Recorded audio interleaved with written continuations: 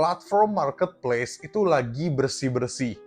Banyak banget produk-produk itu yang dihapus atau diblokir sama sistem platform marketplace. Dari toko-toko yang kurang aktif, atau pengiriman lelet, atau menjual produk-produk yang dilanggar, atau bahkan produk-produk yang sebenarnya nggak kenapa-napa tapi tiba-tiba diblokir.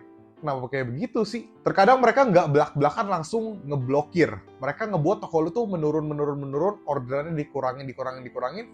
Baru nanti lu merasa lelah, akhirnya lu nonaktifin toko lu dan akhirnya ntar di-delete sama si platform. Ya standarnya sih produk-produk lu dihapus, tapi worst case-nya toko lu itu dihapus. Tapi nggak semua produk yang diblokir yang berarti toko lu itu akan dihapus ya. Nggak juga. Terkadang emang kadang sistemnya ngebacanya tuh aneh. Harusnya produknya nggak kenapa-napa, tiba-tiba diblokir. Cuman kadang bete-nya, produk-produk yang udah biasa laku, kita udah spend budget marketing ke produk tersebut, lalu produknya udah mulai rutin ada yang beli, atau mungkin sedikit-sedikit udah mulai naik, tiba-tiba mendadak diblokir. Kan aneh banget, padahal sebelum-sebelumnya nggak kenapa-napa. Produk yang udah aktif 1 tahun, 2 tahun, atau mungkin 6 bulan, tiba-tiba diblokir aja nggak jelas sama sistemnya. Entah alasannya produk gak sesuai, produk ada yang sama atau duplikat, foto produk gak sesuai. Walaupun kadang nggak logis, produk yang udah lama kita upload dan udah laku, di take down atau diblokir. Gak main-main, bener-bener langsung dihapus. Jadi, solusinya apa? Solusinya sebenarnya tuh 10/90 atau 1/9 lah. Kayak 10% kemungkinan besar produk lu akan dikembalikan dengan posisi awal, ada produk terjualnya, dikembalikan. Tapi 90% atau 9-nya lah kita ngomong bener-bener diblokir dan nggak bisa diapa-apain lagi. Memang gua akuin untuk robot atau sistemnya tidak secanggih itu, bahkan masih ada yang salah namanya robot atau sistem lah ya.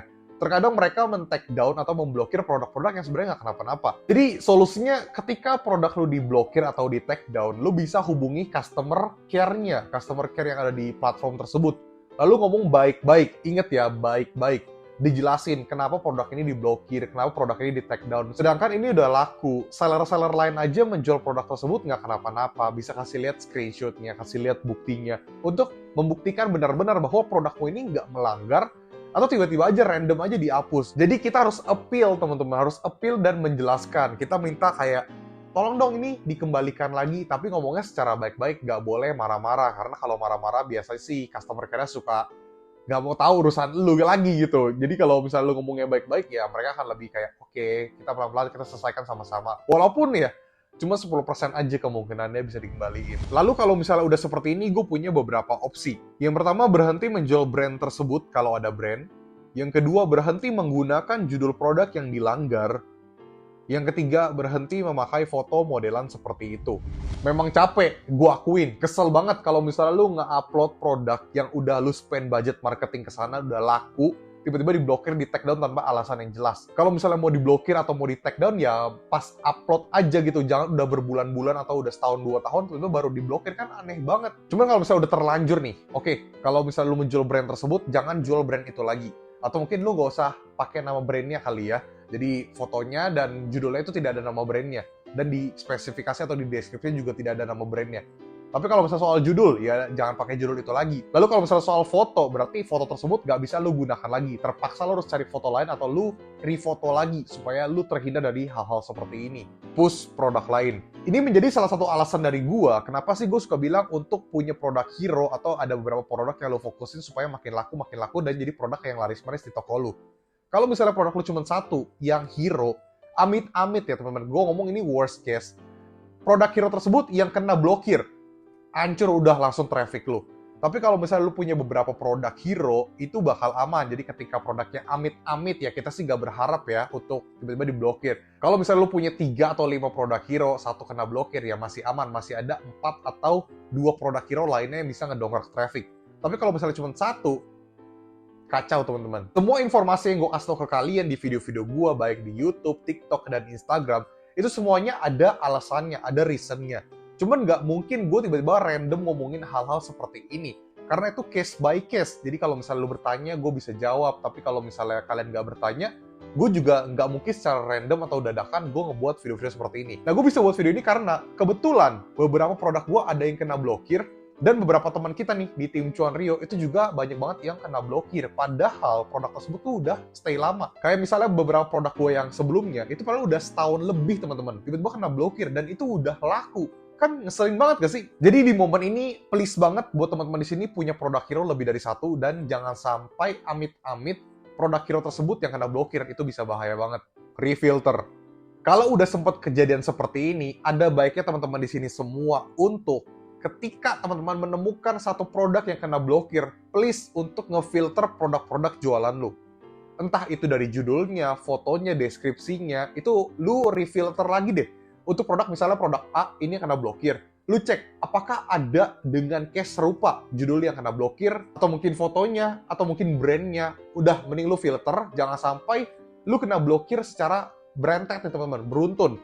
Karena gue pernah ada kejadian di mana beberapa toko klien gue atau beberapa tim cuan Rio juga nih teman-teman kita atau mungkin produk gue tiba-tiba kena blokir produknya secara berurutan. Tiba-tiba dalam satu hari itu kena blokir sampai waktu itu gue sampai 12 produk.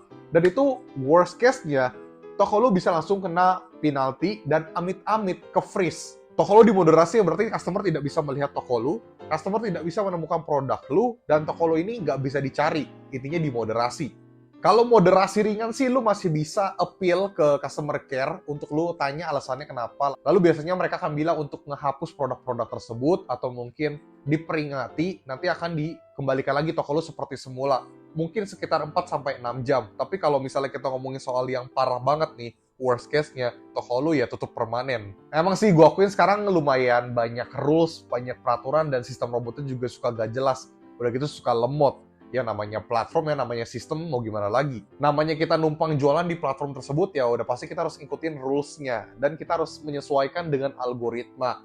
Jangan sampai teman-teman merasa bisa melawan algoritma. Algoritma itu tidak bisa kita lawan, harus kita ikutin. Kalau misalnya toko lu mau gede, dan aman nih dari masalah-masalah penalti dan masalah-masalah untuk diblokir, ya ikutin sistem, ikutin algoritma.